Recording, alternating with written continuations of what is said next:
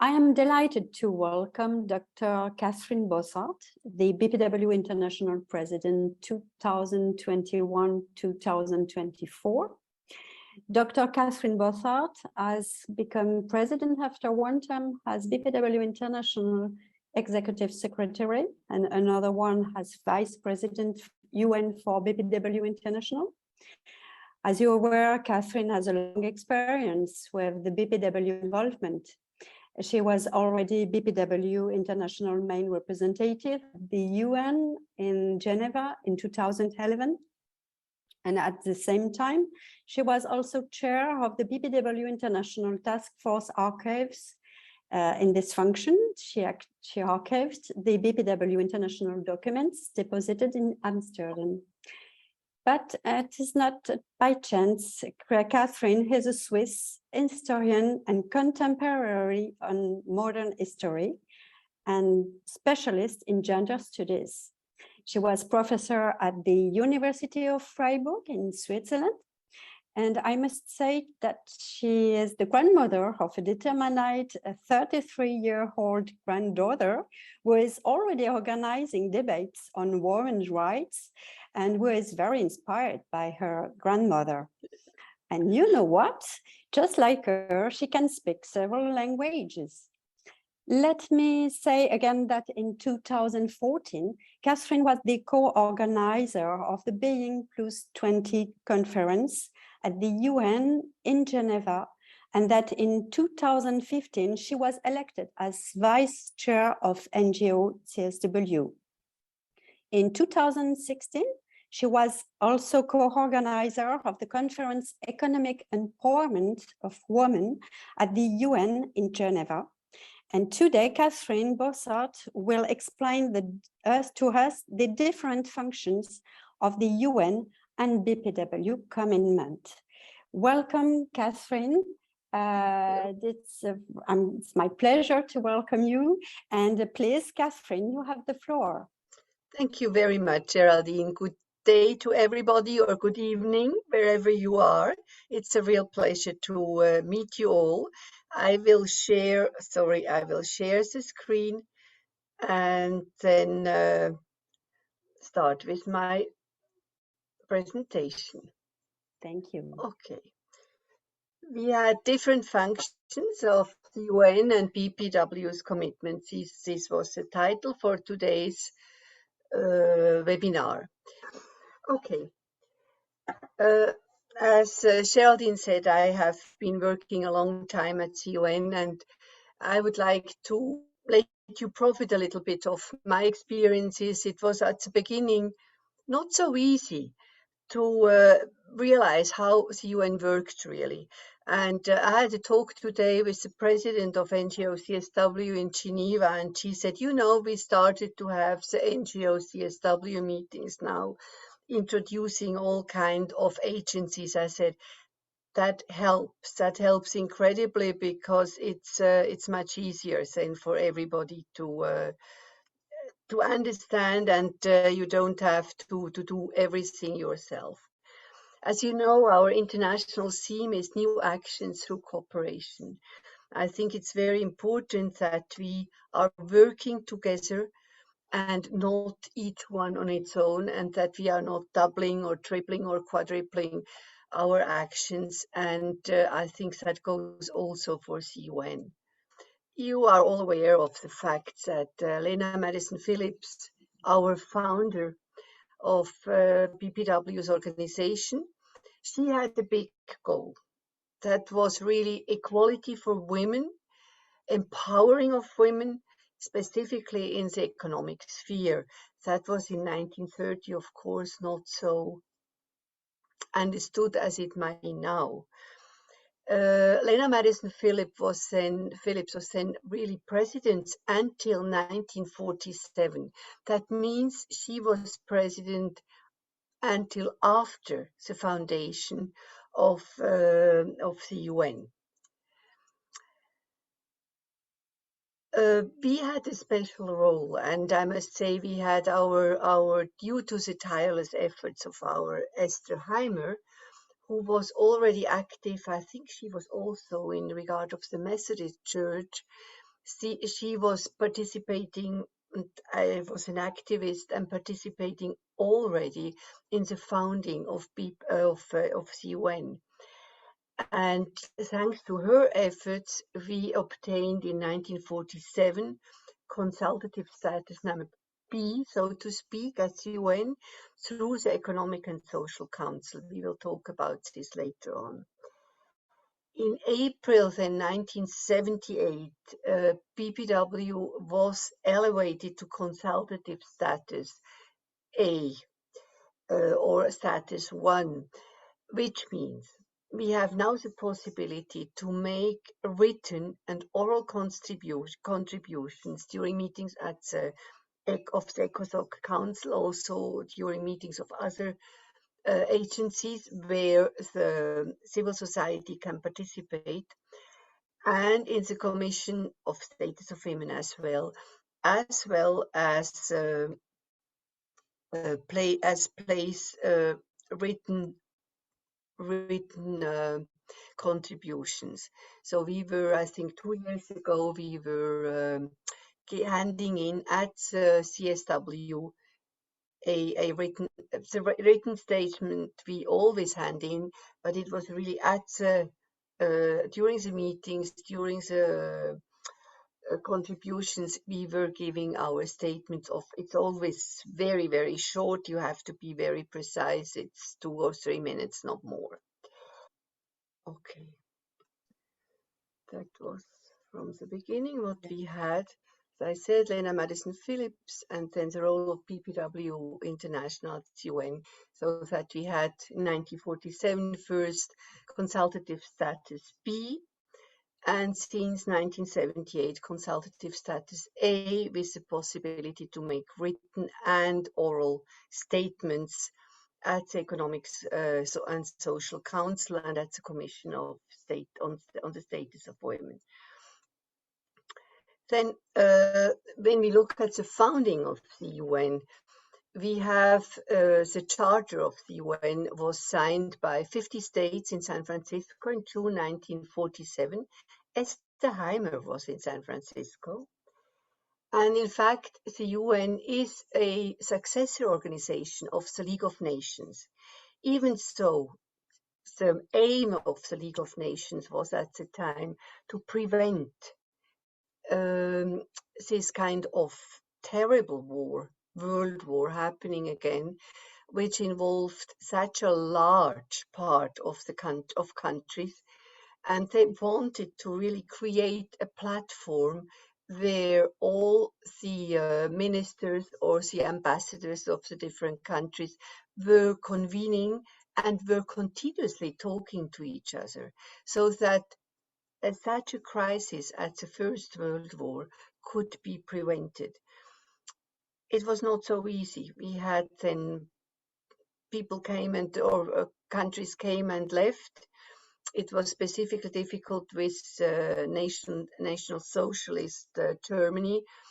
They left at a certain time, and finally, before the Second World War started, they had to call the League of Nations, in fact, a defeat. It didn't work anymore. But after the Second World War, also specifically the Allies wanted to have a new organization that would have more or less the same aim as the one as the League of Nations, and they began their activities on the 24th of October 1945. Today we have 193 countries and who are part of the UN. There is, I think, the Vatican has observer status, and I think there are 1 or 2 others who have only observer status, but most of them are real full members.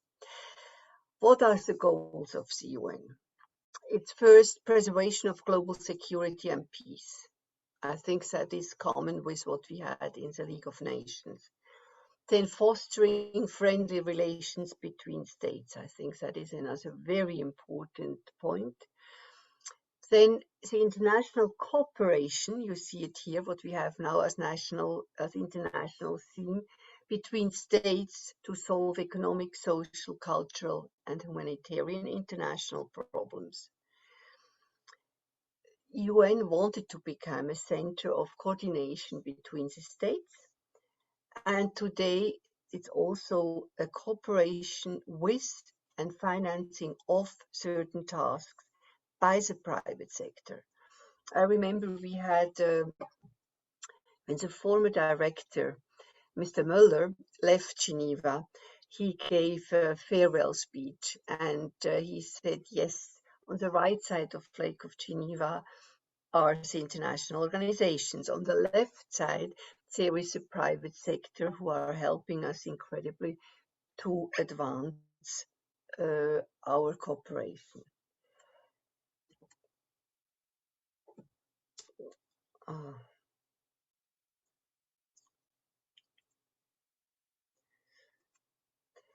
So what are the main bodies of the UN? We have, as one of the first big assemblies, is the General Assembly, which consists of all members of the UN. Each member has a maximum of 5 representatives, 1 vote per state, and a legislative chaired by the president, who is elected every year. We had, I think that was in the early 2000s, when we had the occasion to meet the president of the UN General Assembly, who had been originally an economics professor of my university.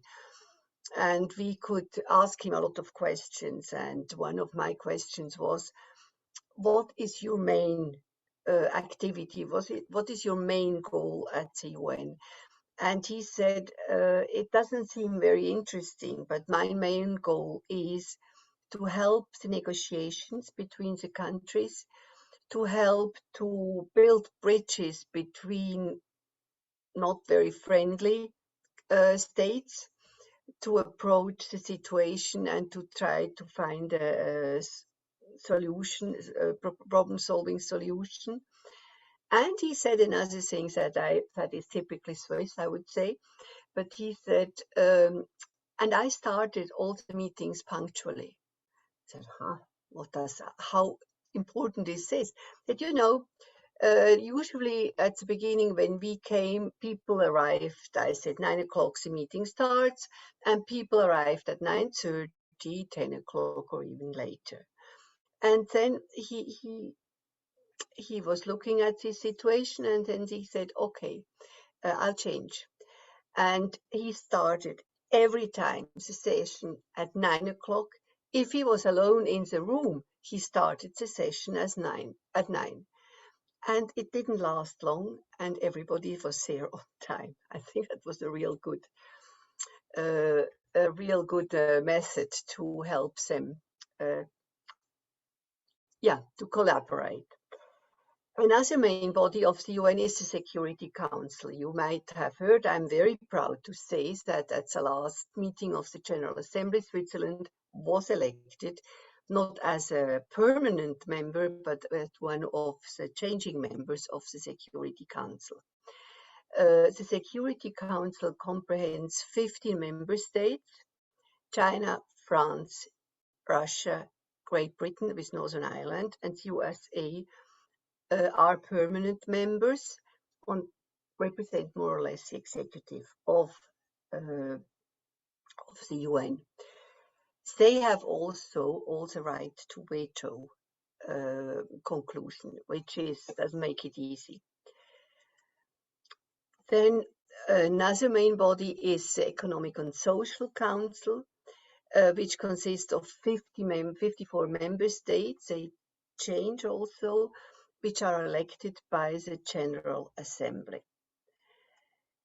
Then we have the Trusteeship Council, and we could forget about it, in fact, because Trusteeship Council was needed after the First World War and the Second World War, when a lot of colonies were, or the losing powers were losing also their colonies. and then the UN or the League of Nations took the trusteeship over these countries and until they became independent. And this council is no longer functional. In fact, not functional since 1994, because Palau, the last state under UN trusteeship, became independent in this year. Then we have the International Court of Justice, which has a major role when you think of the war in the Balkans, when you think of all the big problems we had in Rwanda and all the criminalities that were committed there. Then another main body of the UN is the Secretariat. The Secretariat is in fact comprehends the whole office of the Secretary General with his staff and their offices, and that is in New York. Here you have a graph of all the UN, of the whole UN system. It's very complicated, as you can see. Also to see what is depending from which organization or from which unit.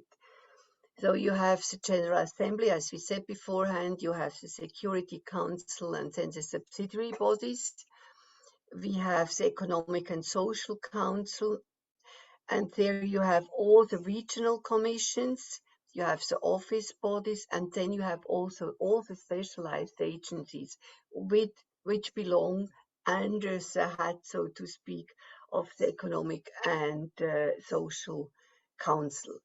That is ILO, we will talk about it later, the International Labour Organization, the Food and Agriculture Organization in Rome, UNESCO, the Organization for Education, Social Issues and Culture, WHO, the World Health Organization, then the whole World Bank Group, and so forth. You see, it's an enormous amount of agencies which belong to the Economic and Social Council.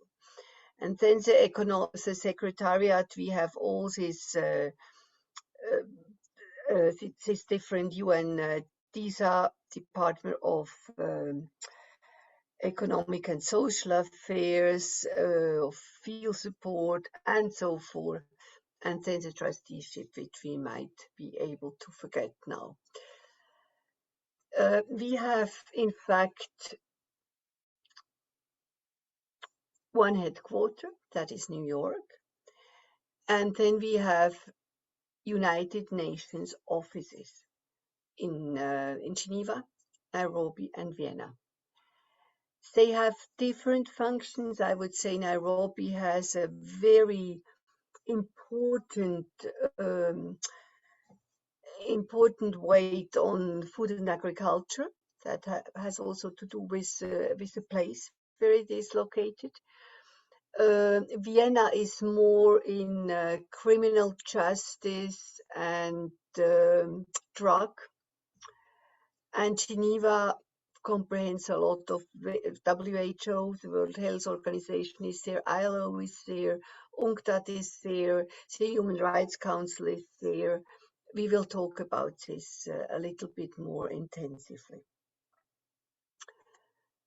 Then we have the special agencies like FAO, which has its headquarters in Rome.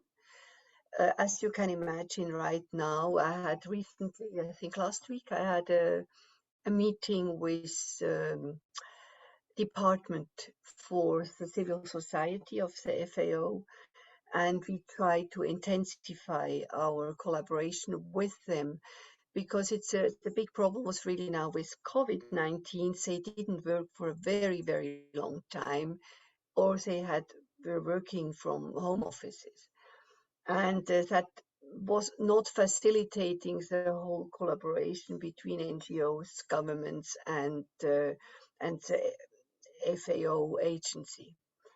The same goes for UNESCO in Paris, they have usually one or every 2 years a big conference where we can also collaborate. We can send some interested people. We have, just to tell this, in all these agencies we have our so-called UN representatives. FAO has only one. UNESCO has 3. Vienna, we are also 3. In Geneva, we are 5.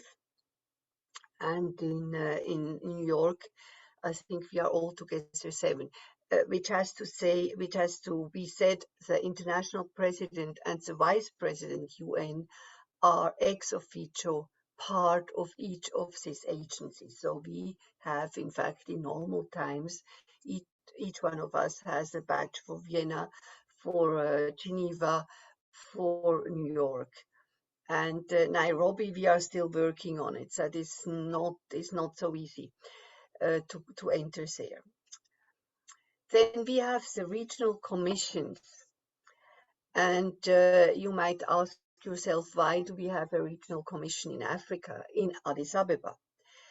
The African Union has its headquarters in Ethiopia, in Addis Ababa, and therefore also the regional commission has a delegation there.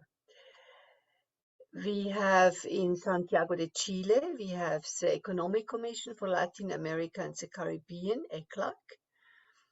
Then in the ESCWA, the Economic and Social Commission for Western Asia in Beirut.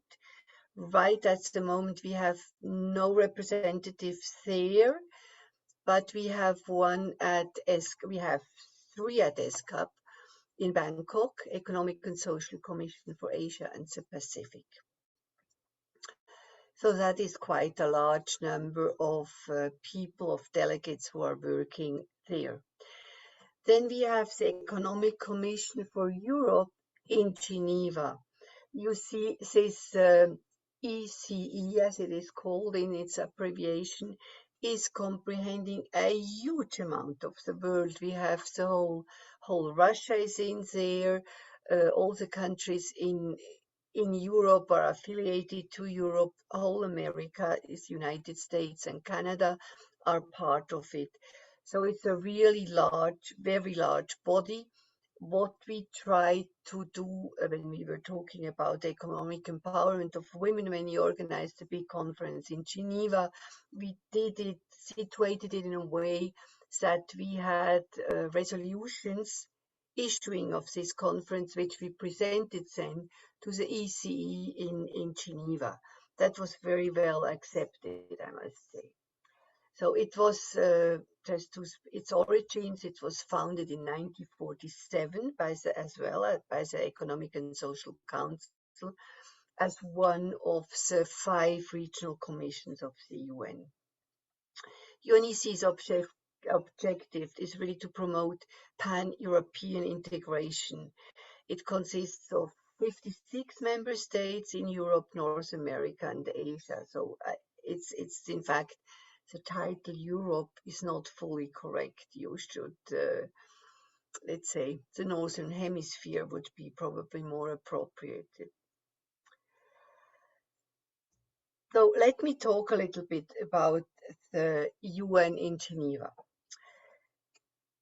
which I know, of course, best of all, but I've been working as well in Vienna. We organized a lot of side events in Vienna and, of course, also in New York. But Geneva that's more or less my home turf.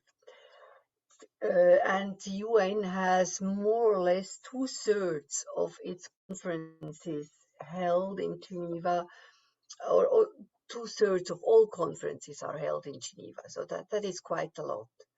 It has more or less 9,400 employees, and that means the largest density of employees at the UN from all the different offices. Then we have the United Nations Conference on Trade and Development, UNCTAD.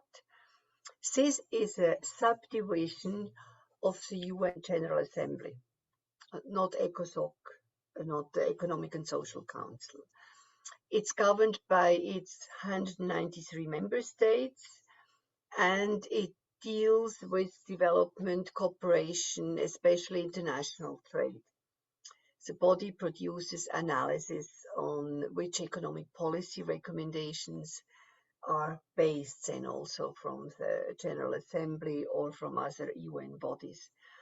It is also the forum where all representatives of states discuss ways to achieve a more balanced global economy. I would say pretty important. Then we have another committee that is really concerning women, Committee on the Elimination of Discrimination Against Women, so-called CEDAW, abbreviated. It was concluded in 1979 based on a convention. And we have whoever signed this convention is involved into this committee, and the committee consists of 23 independent experts. Its objective is really to ensure compliance with the Convention of 1979. We are not talking about violence, but elimination of discrimination against women comprehends violence, of course. All member states who were signing this convention must submit a report every 4 years on the progress of the rights of women in their country. The USA have not signed the CEDAW Convention, but there is a very strong initiative of the US cities. They realize it's a very complicated process to get approval by Congress and Senate to this convention. So a lot of cities, and among others also San Francisco, decided to propose to advance CEDAW in their cities. And then if a lot of large cities were part of CEDAW, they hoped that they would achieve a signature of the whole state to CEDAW. What can we do in CEDAW? We usually get half a year or 3/4 of a year a list of all the countries that are under review. That means these countries have to produce a overview, a report that will be presented to the experts in Geneva. NGOs in general can do a so-called shadow reports. Quite often we realize that the governments are not taking care or are not including all aspects that are important for women. And then NGOs have a chance to step in here and to present this a shadow report with this aspect specifically in it.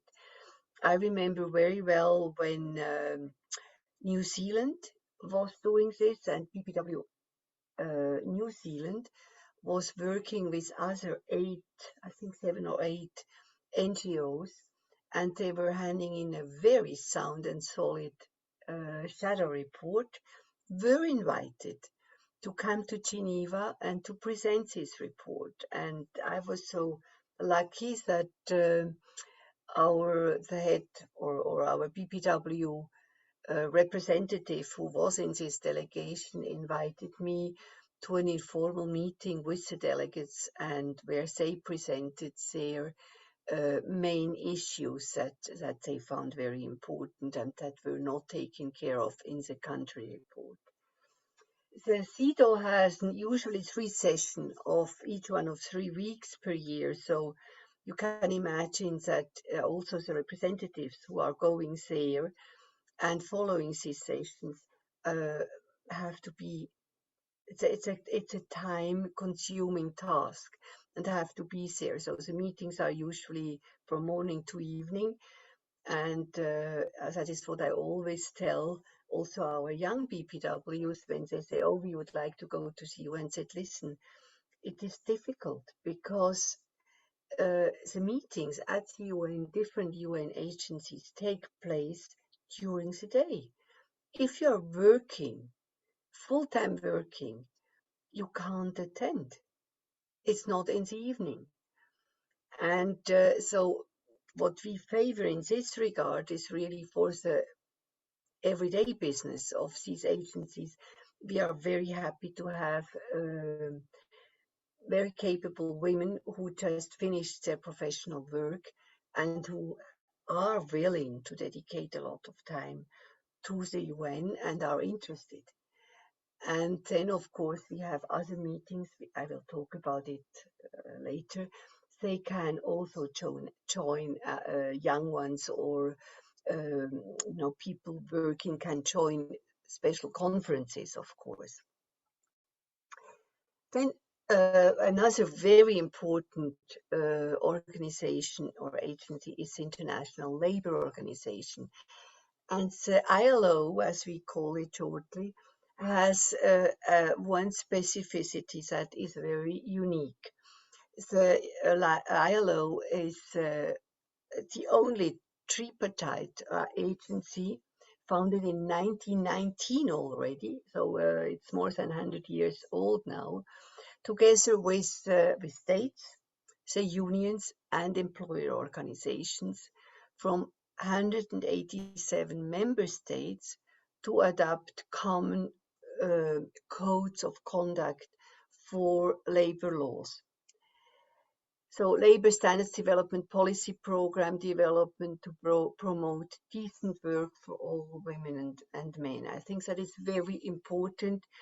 We have all, you might remember when we had this terrible accident in Bangladesh with this big building where a lot of women were working in the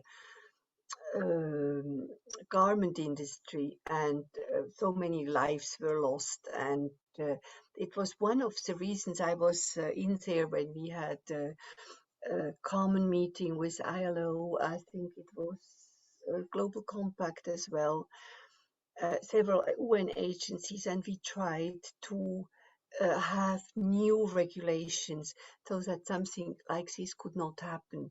And one of the reasons, one of the union persons from Bangladesh said that the working situation for these women were not better because they were not organized in unions.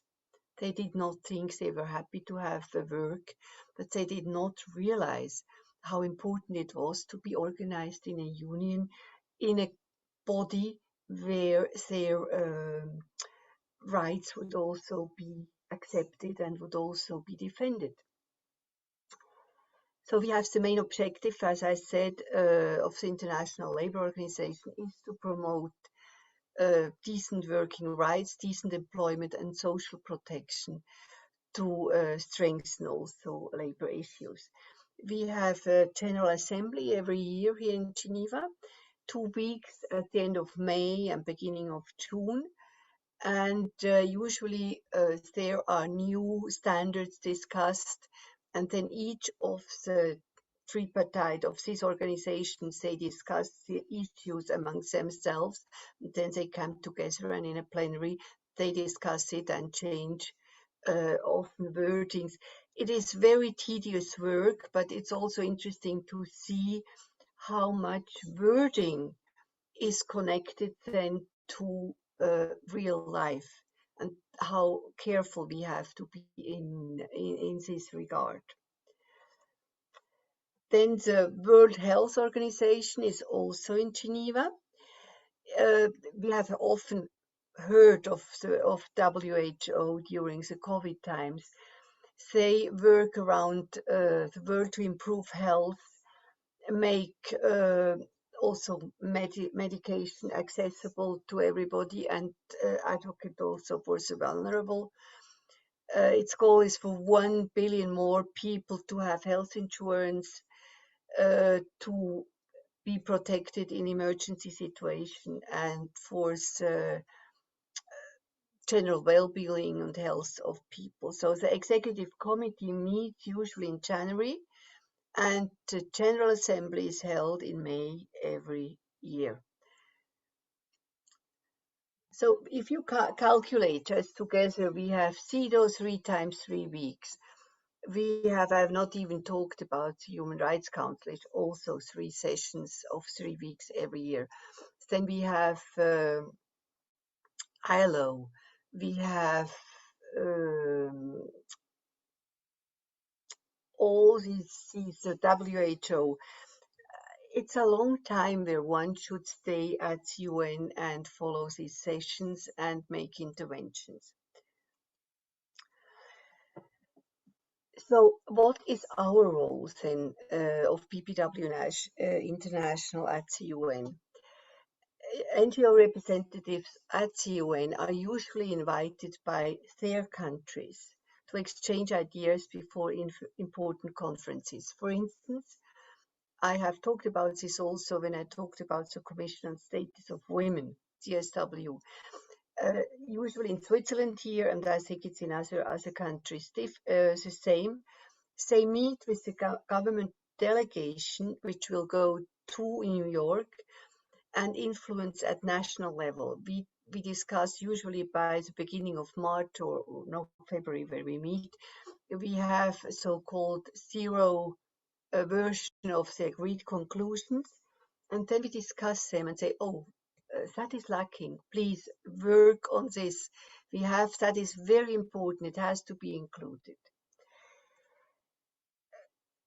BPW International Present, it's not 110, it was 110 one time, but it's now around 100, can help members to write shadow reports for Human Rights Council and CEDAW.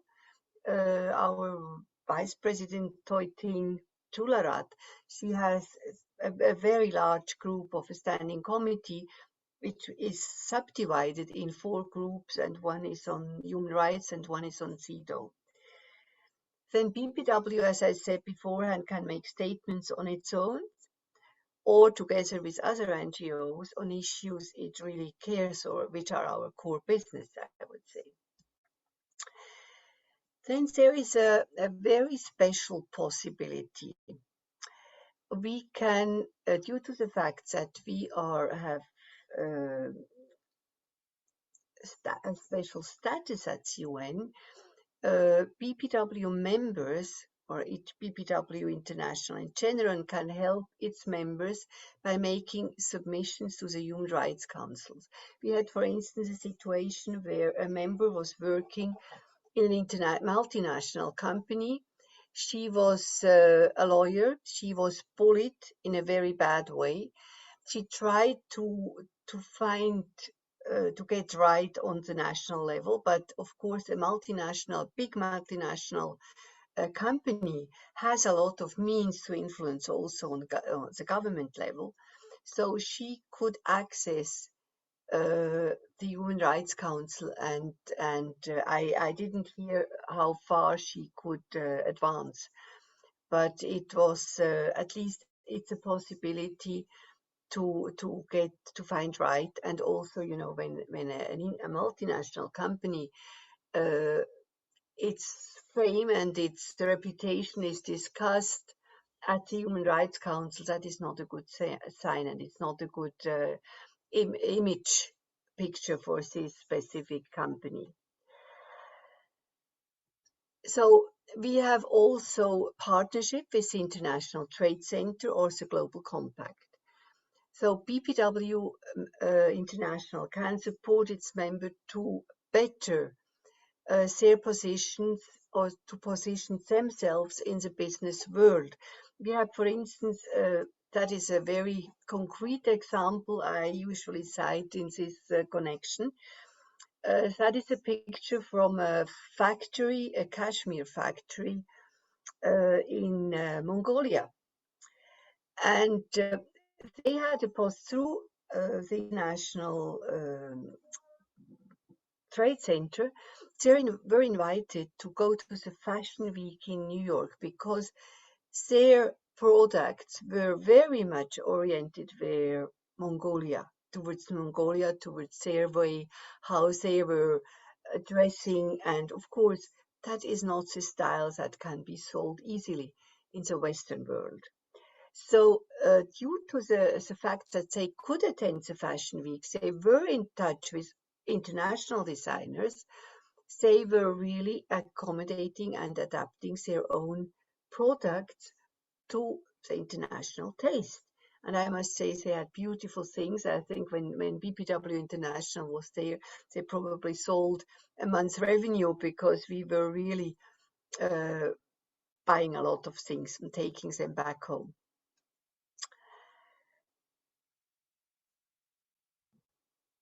Then there is also a possibility to get help through the UN for specific projects. We had, for instance, Rasmata Kabre, our president of the Federation of Burkina Faso. She was, with the help of the international president, she went to see the minister in Burkina Faso, and then through the ministers, she could get a car, a big car, to collect women who were suffering from fistula. That is, for all those who might not know it,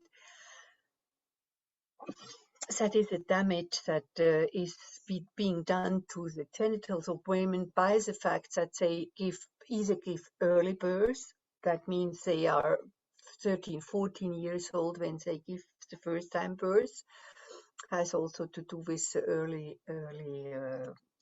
childhood marriage. The second is that they are not assisted to give birth by either a midwife or a doctor, because quite often the situation in the hospitals, they are in a center in the capital but not outside in the rural areas of this country. So Rasmata Kabre has her own foundation by now. She's doing an absolutely fantastic job with quite a lot. I think Josiane is as well here with us. She might be able to complement this or to add things to this. Rasmata has also founded a special organization to help these fistula women, because quite often when due to the fact that they were affected by it, these women, it's of course there is an odor, there is a difficult situation, and they were excluded from society, and that is a real difficult situation. BPW is moreover not only a member or able to assist at all the UN agencies, but we are also member of several large NGO groups. Like umbrella organization. One is the NGO CSW, one is NGO Human Rights Council, one is Congo. Congo is the umbrella organization of all the NGOs in all 8 UN agencies, and with whom we also organize conferences on gender issues. Conferences that are interesting for our members one is the Commission on Status of Women. The next one will be number 67 in New York from the 6th to the 17th of March. And we really hope that we will be able to go to New York, that we'll be able to do our Leader Summit, that we will be able to celebrate also all our UN reps and have a dinner together. The priority theme will be innovation and technological change, education in the digital age for achieving gender equality and empowerment of all women and girls. The review theme, challenges and opportunities in achieving gender equality and the empowerment of rural women and girls. That is a retake, if you want to, of the 60-second session of CSW. We have the possibility to participate with 20 delegates. Usually what we do is 5 young BPWs can go from each continent, one. And then we have but we have a possibility of unlimited participation of the members at the parallel events that are being organized outside of the UN. And that is a huge amount. I think we had, when we finished the physical presence in New York in 2019, there were about 400 side events, but now with the virtual participation, I think it went up to 700. So it's an incredible increase, and I would also say an incredible increase of participation of the civil society. The other one is the other conference is conferences of Forum on Business and Human Rights in Geneva. It's usually held in November. I have not found the exact dates now. I think the last one was virtual in 2021, but they had to restrict. At the beginning it was free. I remember we were once there also with 20, whoever was interested, but now they have limited to 5 persons per NGO.